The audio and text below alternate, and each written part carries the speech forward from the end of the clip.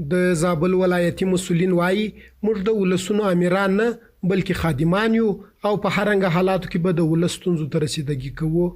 د زابل مرستیال والی مولوي جمعه خان فاتح وایي چې د تیرو ورښتونو پر مهال د زابل ولایت په مربوطاتو کې د کابل کندهار پر لویه لار چې کومې ستونزې رامنځته شوې وې او لار د سیلابونو د وجې د ترافیکو پر مخ تړلې وه، د دې ولایت ټولو نظامی او ملکی کارکونکو خپل هڅه وکړل او دغه لارې د مسافرو پر مخ خلاص کړه. مرستیال والی وایي که بیا هم کومه ستونزه د دې ولایت په هر ساحه کې رامنځته کیږي موږ به د توان تر حد ورته رسیدنه کوو. شنیدن این که سیلاب راه را مسدود کرده و چندین موتر در داخل سیلاب سرنگون شدن، همه مسئولین نظامی و ملکی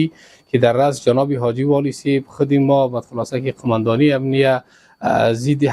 حوادث، فواید عامه، کمیته اضطراری ما که بعد خلاصه ما یک کمیته اضطراری داریم به خاطر حوادث، اینا همه رفتن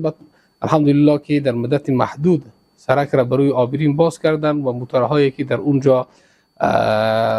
واژگون شده بودند در داخل سیلاب اینها را نجات دادن. اگر احیانا چنین وضعیت پیش بیاید ما از ملکی تا نظامی همه ما مشترک ان شاء الله متحدانه در خدمت مردم هستیم. په ورته مهال د لوی لارې موټر چلوونکو هم د ورښتونو پر مهال د امنیتي سرتیرو د ستړیا او ستاینه وکړل او ویل چې امنیتي کسانو خپل ځانونه د مرګ خولې ته اچول او د خلکو د ژوند ژغورلو هڅه یې کوله. مجاهدینو زما سره دا کومک وکړي چې زما موټر پر د اوبو باندې نس ورپورې وتلی، بیا په لنجر پسې کیبل کوم راپورې ایستلم. د هغو څه دونه خوشحال یو چې بس خدای پاک اول موږ ته ژوندي راکړی دي، دویم ګاش موږ دی بس دغه تکلیفات څه ژغورلي. مجاهدین په اوبو کې ولاړ وو، ترافیکان یې مو سره درولي او موټران ته ټولو ته دوی لار ورښوله، ټیلران دا خوا سره روان وو، موږ د دې خوا پر پورې نو موږ د مجاهدینو څخه ډېر خوشحاله یو. الحمدلله خدای پاک چې دوی د دې افغانستان څخه په ټول عمر نه پناه کوي. الله خو مجاهدینو ته خدای خیر ورکړي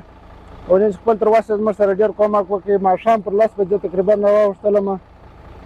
په بکوا کې پر دغه باندې روان وم، پر معبر باندې د اوبو په مابین کې مجاهد ولاړ وو، بس لاس راکاوه چې اضافه کار کړی اضافه. د یادونې وړ ده چې د مسؤلینو او سرتیرو ټولې ستړیاوې د ولس د هوساینې په موخه ترسره کیږي.